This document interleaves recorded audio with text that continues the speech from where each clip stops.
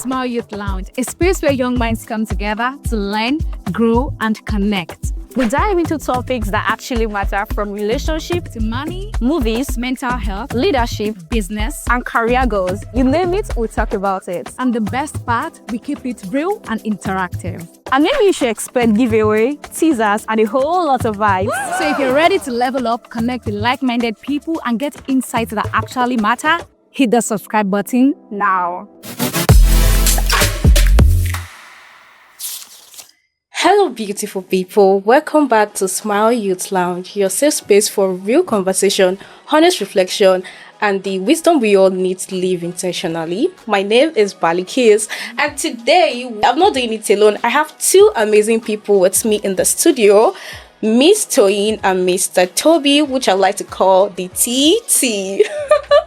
Hi everyone, welcome Miss Toyin and Mr. Toby. Hello. A round of applause. Thank It's so you, good to Balikis. have you here, Miss Toyin. And who is Miss Toyin? So she's a dynamic and purpose-driven professional who is passionate about the sustainable development goals. Welcome, Miss Toyin.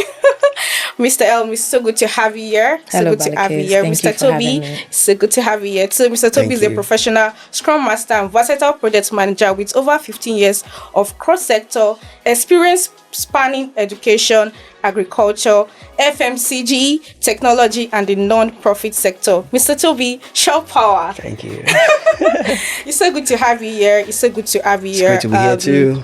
Yeah, so looking back, Ms. Toyin, what's that habit you would like to leave behind in 2025? And what's that one thing you think young people should do better in 2026 to live more intentionally? Thank you so much, Balikis, and it's welcome. really good to be here at the S.M.I.L.E Youth Lounge. I would say one major thing I'm leaving behind in 2025 is overthinking and self-reflection. So that's two things, but basically one. When we realize that we have such potential, we get scared of what we can achieve, and then we sort of fall back into overthinking, and it gives you that room to actively procrastinate. Like, oh, I can do this thing, yeah. But what if it doesn't work out well? What if, you create 1,000 different scenarios that now keeps you in a state of freeze where you should have accomplished something, but you thought about 10,000 different possibilities where you failed. So you're like, I may not rather do it. So that's something I'm leaving behind in 2025.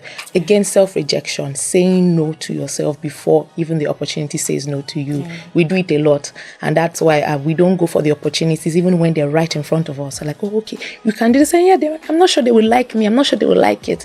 Don't say no to yourself. Don't give yourself that justification to reject yourself before other people reject you. Because one thing I've realized is every time you go out and you knock on that door, 90% of the time it will be open up to you. Wow.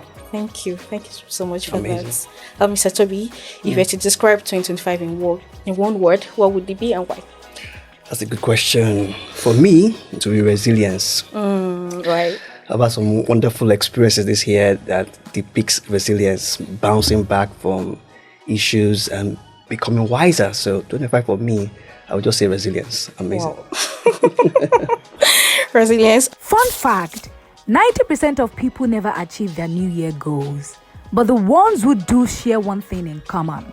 They turn goals into systems, not wishes. Okay, back to you, Ms. Toyin.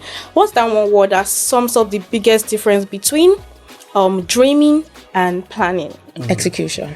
Well, Execution, that's the difference. A dream is the Nigerian refrain, one day, go better. We have been living in one day for the past how many decades since I've been on this planet. Planning is putting your dreams into a structure. So for me, a plan is a structured hope. It's a hope that has a timeline. It's, okay, one day I'm going to be a doctor. And it's now me saying, what are the things I need to do to be a doctor? Who are the people I need to go and meet to train me, to learn from, to study at their feet to be a doctor? What are the timelines that are available for me to become a doctor? So I want to study medicine. I know I need to dedicate 7 years of my life in a particular university. What do I need to do to get into that university? What do I need to do to have the grades that would take me to that desired spot? So it's execution for me. It's if you're able to put all of this in paper or, in your board, in your sheet, whatever you have, you're now able to take the day-to-day activities, to take the day steps on. Today, I am supposed to do A and B. And at the end of each day, I can look back and say, I did A and B. And if I didn't do A and B, or if I didn't do B, I can say, okay, I didn't do B today, meaning I have to do B and C tomorrow to make up for that. So if you can master the art of execution, you go away from the one day to day one. From one day to day one. Thank you so much for that, Mr. Toby. Do you personally believe in New Year resolutions? Do you believe in that? That's a fad, but I actually believe in the word resolution because it means to be fixed on a decision. Okay. So in a way, I still believe in resolution because you are committed to certain goals. And everybody needs to have a goal. Have a measure or have some goals that you're focusing on in that year. Okay, I want to do this new course. I want to travel to this new country. Just something that will keep your passion, that will keep your brain working. Because if you don't have any goal, you're going to drift. So I really believe in New Year resolution, but from a purposeful angle, not just from a whim. I just feel like doing this one, or do the normal religious way. Must have like 10 goals, and at the end you are frozen. You're overwhelmed. Overwhelmed, that kind of thing. So I believe it still works, but let it be purposeful, let it be meaningful, and give it your best shot. Okay. Thank you very much for that. And I just want to ask like a follow-up question. It said something about he believes in New Year resolution. So what are the things, like 4 things you think young people should do to help them plan their year, to be able to execute all the goals that they're planning? That is very important. However, before we go into planning for the new year, one thing I always tell my people is you have to treat your life like a business. You have to treat your life like a company. So I work in a bank, and we have periodic reviews that are very strict. We have MPRs, that's monthly performance. We have quarterly performance. But we're looking back on 2025. What did we do? What did we not do? What products scaled? What did not scale? That's how you should manage your life. And usually for me and my team, what we do is every year in December, we have like a mini retreat where you take some resources. So I'm talking books like Atomic Habits particularly, and the second book, The Visual MBA by Jason Barron, is basically like an MBA course, but you can finish in 24 hours. And it's how can you situate your life like a business? We have 8 dimensions of wellness in our lives. You have the physical dimension, the spiritual, the emotional, the intellectual, the vocational, the environmental, social, and financial. How can you fit everything you want to become, who you think you are and who you want to be across these dimensions? So what I start with for point 1 is you have to have an annual audit of your life. What went well? What needs to do better? What must absolutely never repeat itself again? This is the first thing. You need to audit your life. So, Oble, very important. You have worked very hard. Please, it's been a hard year. You need to Oble. Ashake has to get 300k. Find someone that will buy it for you, right? But, I don't believe in just going to work, and then at the end of the year, like, no, let's be serious. No, please have fun. However, and this is very important, do not get carried away by the festivities. Because you Oble into December 31st and January 2nd, you're back to work, you're back to school, and you have to face your life. All your IDGBs will have gone back to their respective countries, so don't let them deceive you.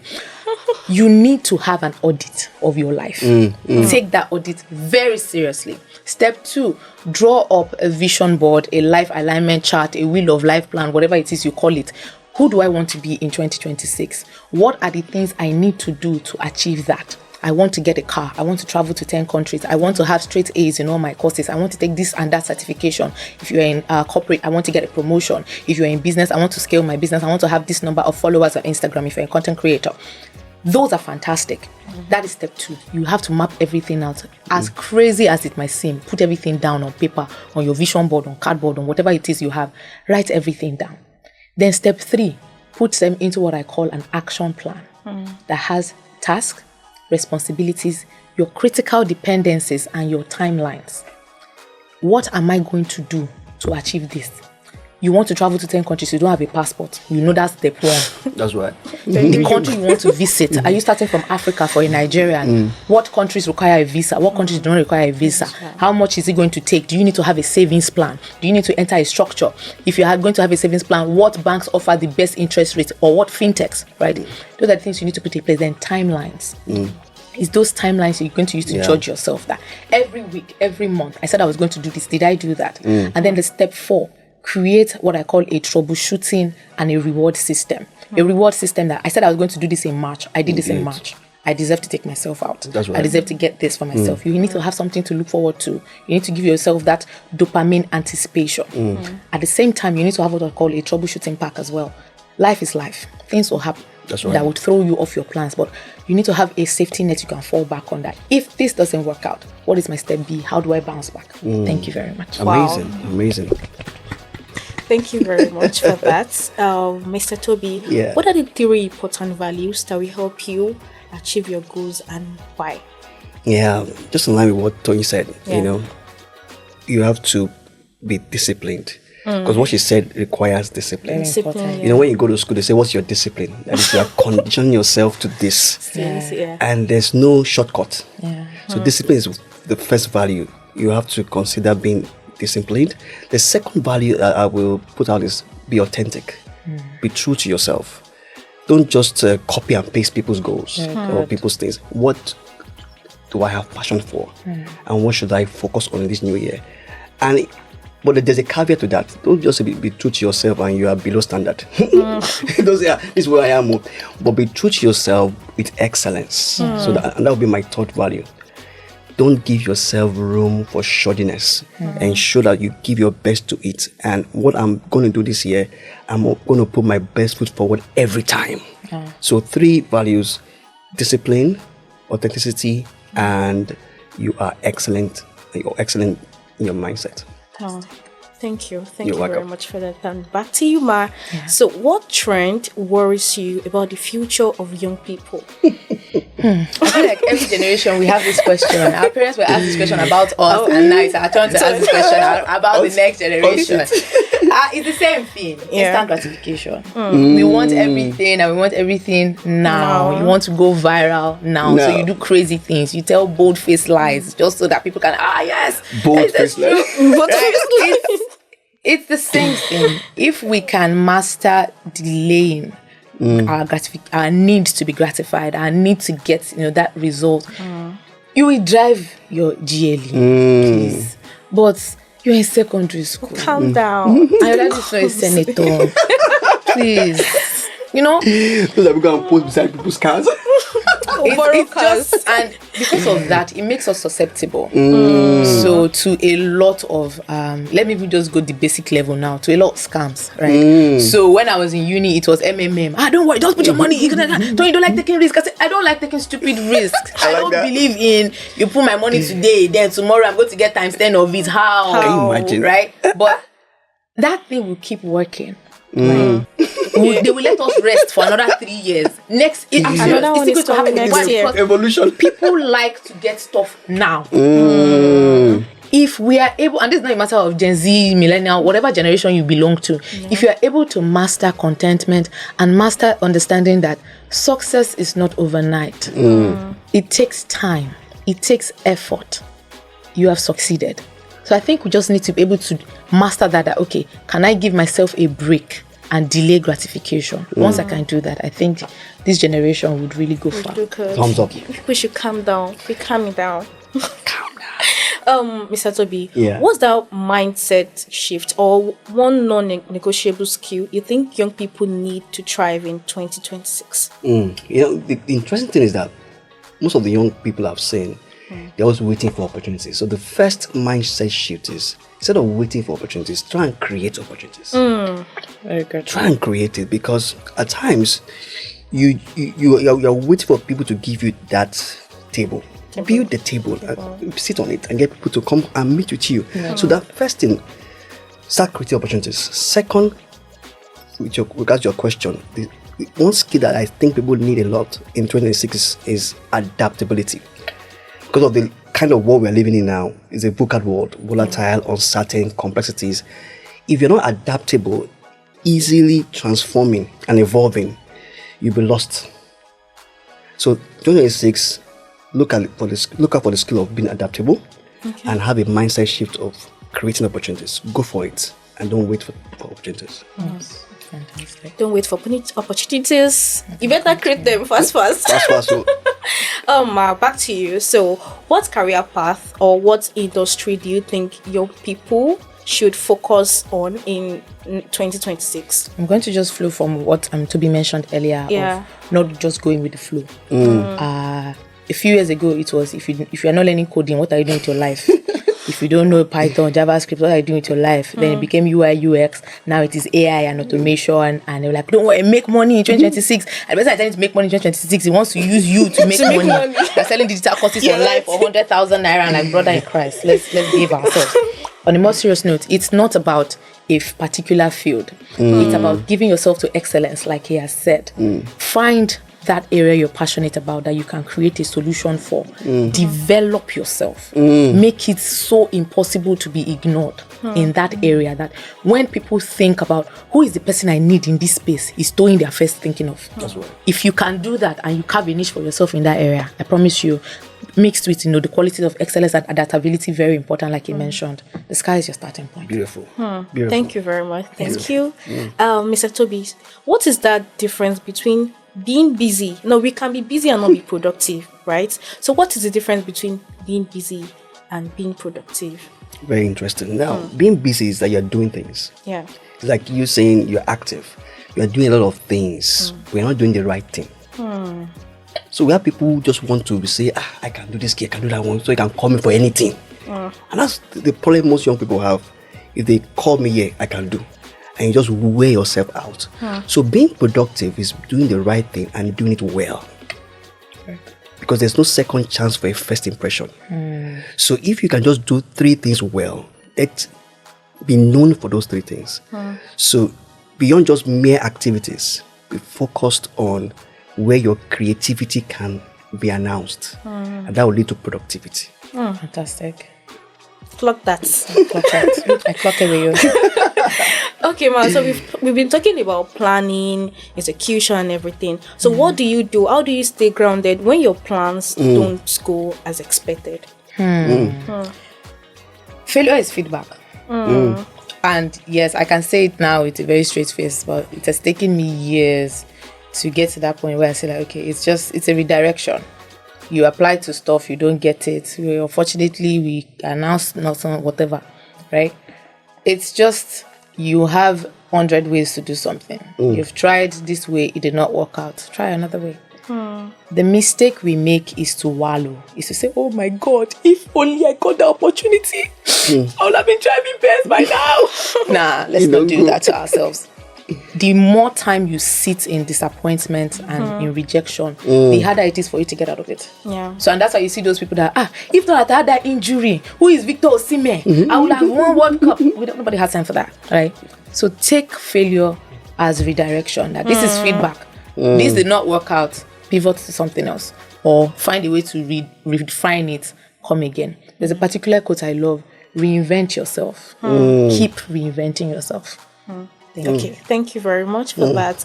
Our favorite is it your favorite quote is reinvent yourself. So, Mr. Toby, what is your own mantra for 2026? Yeah, there'll be issues in 2026, no doubt. No doubt. I mean, There will be. So Yeah. my mantra will be: don't allow what was lost to affect what is next. And I got that from Dr. Akinpelu, my pastor. Because things will come, things will happen, but don't allow what was lost to affect what is next. Always prepare for the next thing. Like you said, you have lost it, that's gone. It's a past tense in the tomb. Bet the new thing Yeah. and live for it. yeah, that's a good. I agree. Thank you so much. Just to round this off, what advice would you give your 20-year-old self or any young person listening right now? 20-year-old Toyin, I'm looking at you. Calm down. First breathe. Just relax. When I was 20, I was in uni. I was my 4th year. I studied law, so that was a 5-year course. I was my penultimate year. And where was I going to practice law? What am I going to do? I don't want to do Big 4. Where am I going to work? What am I going to serve? What am I going to do in my life? But if you're listening, if there's a Toyin style person out there watching this, just farabalẹ̀. Calm down. The important thing is be the best version of you today. Everything will fall in place. But everything will fall in place. You need to be prepared for it. If you want to be certain things, you want to have certain opportunities, not all of them will fall in your lap. You have to work hard. So take the information that you have now. Take the knowledge that you have now. Work with it. Start early. Stay focused. You were saying earlier the difference between being busy and being productive, and I completely align. And if I'm going to sum it up in one word, is results. If my task is to paint a wall color purple, and I have a deadline of Saturday, today is Thursday. If by Saturday I show you purple paint on the floor, I have sketched, I have done stencil, I have done design, I have failed. My assignment is give me a purple wall. You can be busy and buy the best grade of purple paint in the universe. Get the grade 1 paint brush, everything. But if that wall is not purple by Saturday, I am not going to pay you. And that's how I want you to go into the new year. That the difference between running this hamster wheel of busyness versus productivity is, do you actually get the job done? Be that person that is reputable for getting the job done. Thank you. Wow. Success. Wow. Amazing. Wow. Sweet. This has been an amazing conversation, and thank you very much for sharing your wisdom, Ms. Toyin and Mr. Toby. Once again, thank you so much for joining. It was a pleasure. For joining me. Thank you so much for watching. I'm your host, Balikis, and until next time, stay intentional and choose to calm down. Everything's gonna come. Everything is going to come your way, right? So till I see you again, bye.